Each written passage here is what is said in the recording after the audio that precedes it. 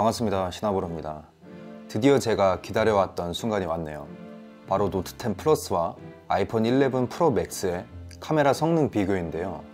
특히나 제가 요번에 아이폰 발표 당시에 카메라를 설명하는 데 아주 많은 시간을 할애해서 저는 개인적으로 카메라에 대해서는 기대를 많이 하고 있는 상태였습니다. 특히 야경 사진에 대한 기대가 좀 컸는데요. 전에 노트 10 플러스로 야경 사진을 찍었을 때 생각보다 너무 잘 나와서 이번 아이폰 11 프로는 과연 어떻게 사진이 나올까 많이 궁금했습니다. 그럼 시작하겠습니다. 일단 야경 사진부터 보도록 할게요. 노트 10에서 야경 사진을 찍어보고 눈이 너무 높아져서 개인적으로 아이폰이 노트 10의 퀄리티를 따라잡을 수 있을까 하는 생각이 들었는데, 일단 사진부터 좀 보여드리자면 아이폰의 야경 사진도 정말 장족의 발전을 이루었다, 이렇게 말씀을 드리고 싶어요. 정말 20초 이상 장노출을 해서 별 사진을 찍거나 해보지는 못했는데 그냥 일반적인 밤에 찍은 사진들은 일단 마음에 들었습니다. 그런데 노트 10과 찍은 사진을 비교를 해보면 노트 10의 카메라가 밀린다? 솔직히 그런 느낌은 받지 못했습니다.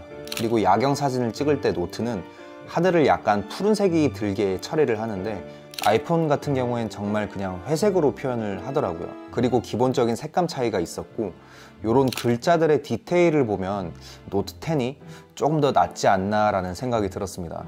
그리고 노트 10 같은 경우에 이런 사진을 보면 색감이 약간 옅어 보인다는 느낌이 들었고, 이런 빛이 없는 안부 쪽을 살펴보면 노트 10의 디테일이 살아있는 반면 아이폰 같은 경우에는 그냥 검은색으로 처리를 해버리더라고요. 그리고 이 사진 같은 경우엔 아이폰과 갤럭시 노트의 색감 차이가 가장 극명하게 드러나는 사진이었던 것 같아요. 가로등을 찍은 사진인데, 가로등의 불빛이 아이폰은 전체적으로 노랗게 표현을 해서 주변의 나뭇잎들도 웜톤을 좀 이렇게 띠는 반면 갤럭시는 정말 하얀색에 가깝게 표현을 했습니다. 그리고 이 가로등을 보면 노트 같은 경우엔 이런 거미줄이나 먼지 같은 걸 전부 표현한 반면 아이폰 같은 경우엔 그냥 하얗게 표현해버리고 디테일을 놓쳐버렸습니다. 전체적인 색감이나 느낌은 저는 아이폰이 마음에 들긴 했는데 더 사실적으로 표현한 걸로 평가를 내리자면 이 사진 기준으로는 노트 10이 더 낫다고 생각이 들었습니다. 별 사진 같은 경우는 다른 리뷰어 분들이 찍은 영상을 좀 봤는데 아이폰이 더 낫다고 평가하시는 분들이 많았는데 제가 별은 촬영을 해보지 못했어요. 다음에 꼭 해보겠습니다. 다만 별 사진이 아닌 일반적인 도시의 야경 같은 경우엔 아이폰도 이제는 아주 잘 나오지만 저는 노트 10이 더 낫지 않나 라는 생각이 들었습니다. 그 다음은 인물 사진인데요. 요번에도 모델을 구했습니다. 전에 모델을 해줬던 친구 말고 요번엔 다른 친구가 모델을 해주었는데요. 일단 카페에서 노란 조명이 있는 곳에서 촬영을 했고요.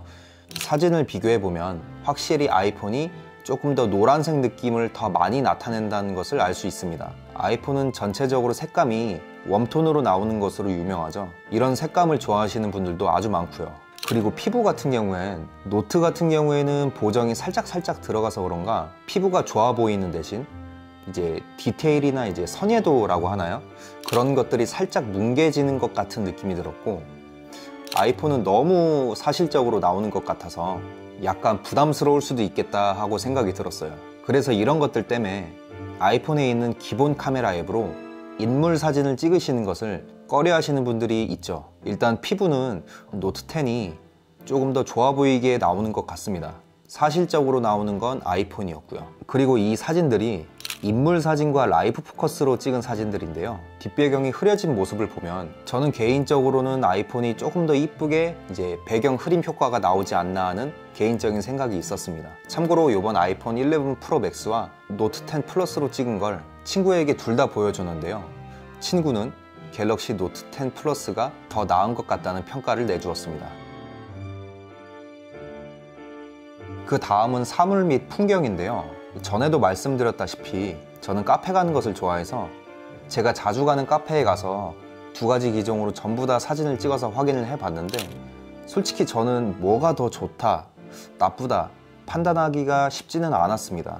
둘 다 너무 잘 나와서요.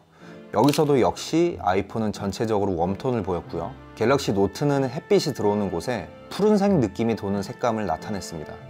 그리고 이 사진을 보시면 아이폰과 갤럭시의 차이가 살짝 드러난다는 느낌이 들었는데요.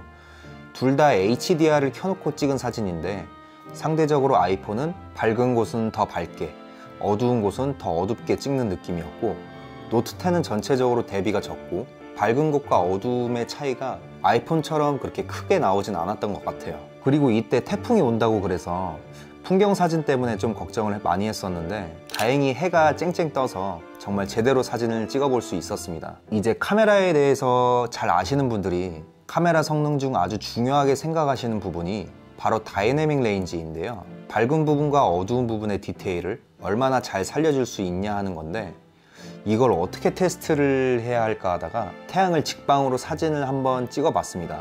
사진은 이렇게 나오는데 여러분들이 보시기엔 어떠실지 모르겠어요. 제가 다이내믹 레인지에 대한 평가를 내리기가 아직까지는 눈썰미가 많이 부족해서요.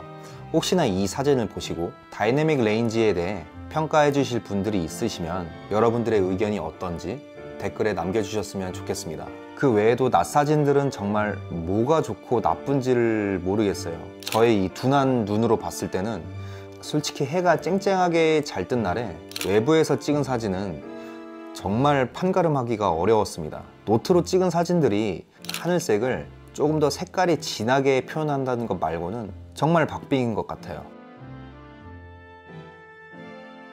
동영상 같은 경우엔 전작의 아이폰들보다는 노이즈를 약간 더 잘 잡는 것 같은 느낌이 들었습니다. 눈에 확 띌 정도는 아니었고요. 그리고 주간에 찍은 동영상을 보면 제가 정말 눈이 둔한 것 같다고 생각이 든 게 어느 한 기기가 확연히 좋다라고 생각이 들지가 않았습니다. 이제 분수나 이제 풀의 디테일도 그렇고 구름 모양이 봐도 보통 카메라 성능이 좋지 않으면 저런 구름 부분을 그냥 한 가지 색깔로 이렇게 표현을 해버리는데 두 기종 모두 구름끼리의 색깔도 구분을 해서 표현을 하더라고요. 개인적으로 야간에 동영상을 찍을 때는 아이폰이 아주 약간 이제 노이즈를 아주 조금 잘 억제하지 않나 라는 생각이 들었고, 주간에 찍은 동영상은 정말 박빙이다 이렇게 생각이 들었습니다. 이 사진들 외에도 아이폰과 갤럭시로 찍은 사진들이 아주 많은데요. 제 유튜브 커뮤니티에 추가적으로 사진을 올려볼 테니 노트 10과 아이폰 11 프로의 카메라 성능 때문에 구매를 고민하시는 분들은 제 커뮤니티에서 참고를 하시면 구매를 하실 때 도움이 잘 되지 않을까 싶습니다. 자, 오늘 영상은 여기까지입니다. 다음 영상은 아이폰 11 프로 맥스에 대한 전반적인 사용 후기가 될 것 같네요. 다음 영상 기대해 주시고요. 부족한 제 영상을 봐주셔서 진심으로 감사드립니다. 지금까지 신하브로였습니다.